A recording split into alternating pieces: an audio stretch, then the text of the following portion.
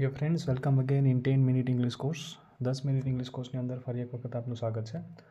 આ વિડીયોની અંદર પણ આપણે 10 એવા અંગ્રેજીના પાવરફુલ શબ્દો શીખીશું જે તમારી અંગ્રેજી ભાષાની જે શીખવવાની જે ગતિ છે તેને એકદમ પુશ આપશે, એકદમ એક સ્પીડ આપશે.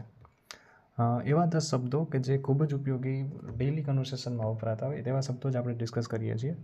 ઓકે, તો આજનો આપણો પહેલો શબ્દ છે ઇશ્યુ. ઇશ્યુનો અર્થ થાય છે મુદ્દો કે પ્રશ્ન.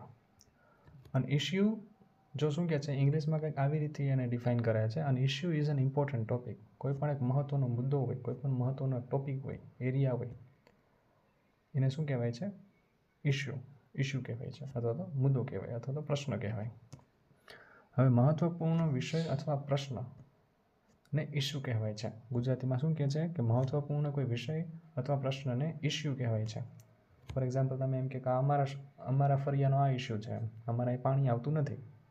કોઈ એમ કે આ અમારા શું કહેવાય કે અમારા શેરીનો આ ઇશ્યુ છે કે અમારે રસ્તા સારા નથી. રાઈટ? આ પ્રશ્ન છે. રાઈટ? આ શું છે? પ્રશ્ન છે, એક ઇશ્યુ છે, એક વિષય છે, એક મુદ્દો છે. પછી જુઓ એને અંગ્રેજીમાં વાક્ય પ્રયોગમાં કેવી રીતે લેવામાં આવ્યો છે જોઈએ તો, the man spoke about the issues. એ પુરુષે એ પ્રશ્ન વિશે કીધું that were important to the people, જે લોકો માટે મહત્ત્વનો હતો. પુરુષોએ લોકો માટે મહત્ત્વના મુદ્દાઓ, મહત્ત્વના જે પ્રશ્નો છે એના વિશે ચર્ચા કરી. The man spoke about issue that were important to the people. Right? Second, none.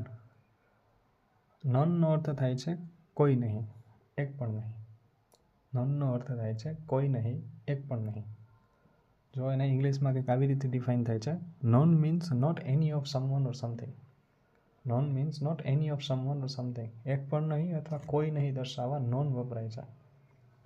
એક પણ નહીં અથવા કોઈ નહીં દર્શાવવા નન વપરાય છે. For example, he spent all his money, there is none left. એણે પોતાના બધા પૈસા ખર્ચી નાખ્યા, હવે કંઈ પણ બાકી નથી. એણે પોતાના બધા પૈસા ખર્ચી નાખ્યા. હી સ્પેન્ટ ઓલ હિઝ મની. તેણે પોતાના બધા પૈસા ખર્ચી નાખ્યા. There is none left. હવે કાંઈ બચ્યું નથી. None is left. કાંઈ બચ્યું નથી. પેશન્ટ. પેશન્ટનો અર્થ થાય છે ધીરજવાળો. રાઈટ? પેશન્ટનો અર્થ થાય છે ધીરજ અથવા તો ધીરજવાળો.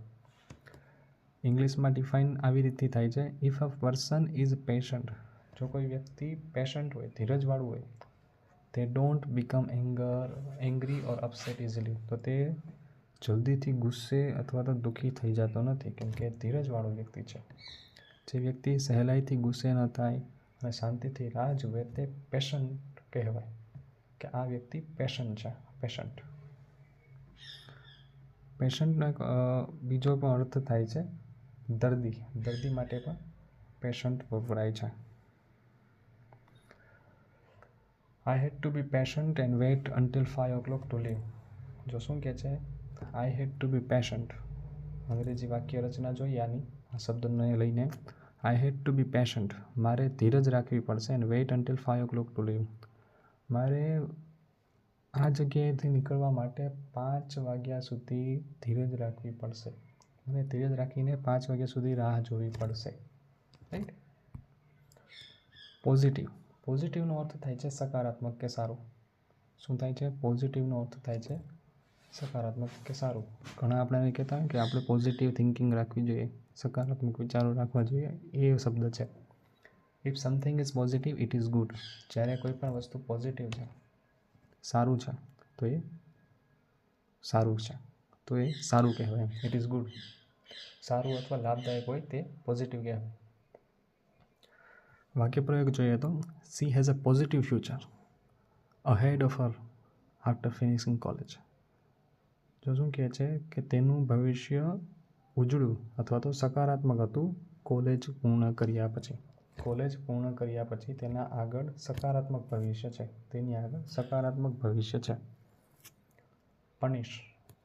પનિશનો અર્થ થાય છે સજા આપવી. પનિશનો અર્થ થાય છે સજા આપવી.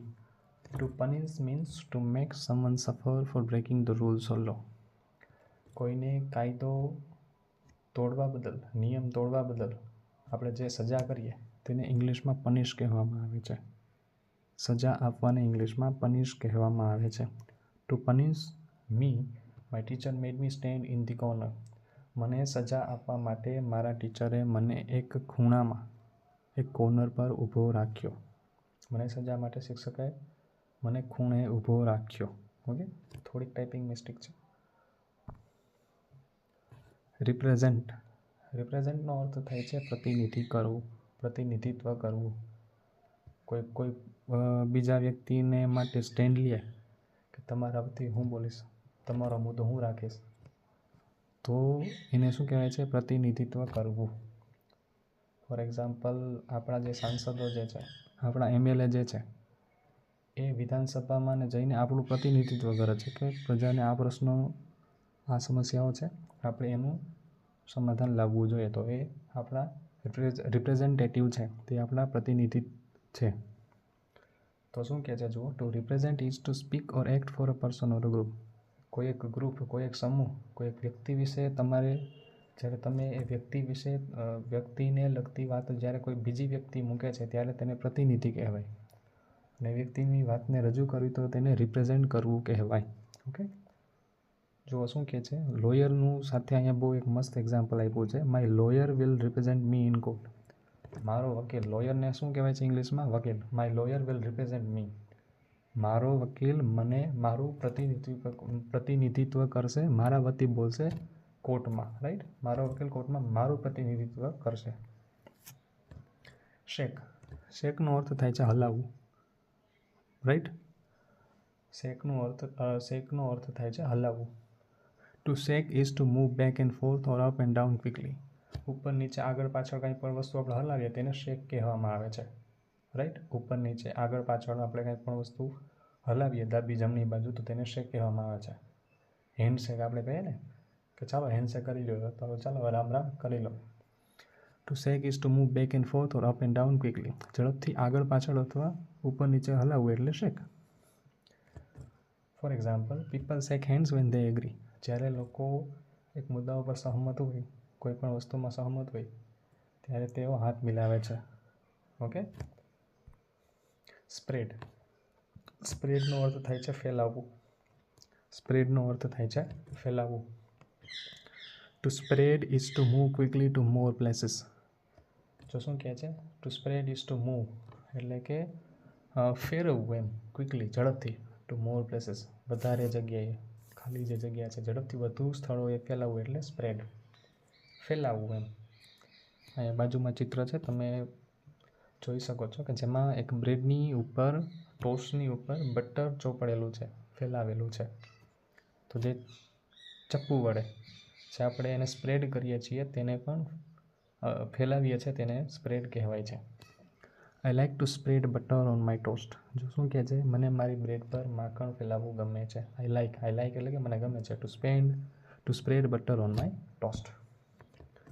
સ્ટ્રોલ.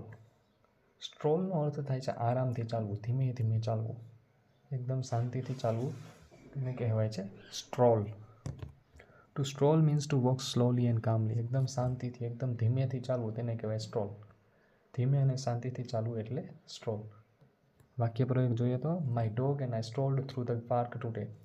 માય ડોગ, મારો કૂતરો, એન્ડ આઈ સ્ટ્રોલ્ડ, જો ધીમે ધીમે ચાલ્યા, શાંતિથી આરામથી ચાલતા હતા, થ્રુ ધ પાર્ક ટુડે, શેમાં? પાર્કમાં, ગાર્ડનમાં.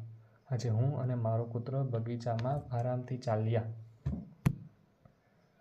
વિલેજ. વિલેજ તો આપણને બધાને ખબર છે, વિલેજ એટલે ગામ. ગુજરાતીમાં આપણે જેને ગામ કહીએ છીએ તેને ઇંગ્લિશમાં વિલેજ કહેવામાં આવે છે. Village is a very small town. એક નાનું શહેર એમ છે. શહેર તો આમ આપણે કોને કહીએ કે જ્યાં વસાહત હોય, જ્યાં લોકો રહેતા હોય. પણ જે વસાહત એક નાની હોય, બહુ ઓછા ઘર હોય, બહુ શું કહેવાય કે ઓછા લોકો રહેતા હોય, ઓછા ઘર હોય, તેને આપણે ગામડું કહીએ છીએ, તેને આપણે ગામ કહીએ છીએ. બહુ નાનું શહેર અથવા વસાહત વિલેજ તરીકે ઓળખાય છે, એને વિલેજ કહેવાય છે. હવે શું કહે છે વાક્ય પ્રયોગમાં કે there are only a few houses in my village. મારા ગામમાં બહુ થોડા જ મકાનો છે. There are only a few houses, બહુ જ ઓછા, બહુ થોડા મકાનો જ છે. ઓકે, તો આજના આપણે આ 10 શબ્દો શીખ્યા છીએ.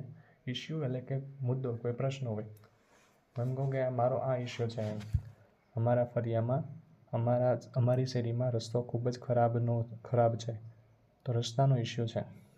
નનનો અર્થ થાય છે કોઈ નહીં, પણ કોઈ જવાબ દેતું નહીં, રાઈટ. રસ્તો ખરાબ છે પણ none giving the answer. Patient, ધીરજવાળો, એટલે કે કેટલા સમયથી માની લો કે આપણે પેશન્ટ એટલે કે ધીરજથી આપણે રાહ જોઈએ છે કોક તો આ રસ્તાનું કંઈક સમારકામ કરે. આવી પોઝિટિવ થિંકિંગ રાખી છે આપણે વર્ષોથી, રાઈટ. આવી સકારાત્મક વિચાર રાખ્યો છે કોઈક સારા નેતા આવશે તો આ કામ કરશે. બાકી ભગવાન એને સજા કરે. ઘણા એમ કહેતા હોય ને કે હવે નેતાઓને તો ભગવાન સજા કરે, ભગવાન પનિશ કરશે. રિપ્રેઝેન્ટનો અર્થ થાય છે પ્રતિનિધિત્વ કરવું. આપણે કોઈ આપણા વતી બોલે, આપણા કોઈ નેતા, આપણા કોઈ સરપંચ આ મુદ્દે વાત કરે તો એને રિપ્રેઝેન્ટ કર્યું કહેવાય. શેકનો અર્થ મેં જેવી રીતે તમને કીધું એમ ઉપર નીચે ડાબે બાજુ જમણી બાજુ હલાવવું તેને શેક કહેવાય. સ્પ્રેડ એટલે ફેલાવવું. બ્રેડમાં આપણે જે બટર ચોપડીએ છીએ એ. સ્ટ્રોલ એટલે કે આરામથી ચાલવું, ધીમેથી ચાલવું. વિલેજ એટલે ગામ. Thank you very much.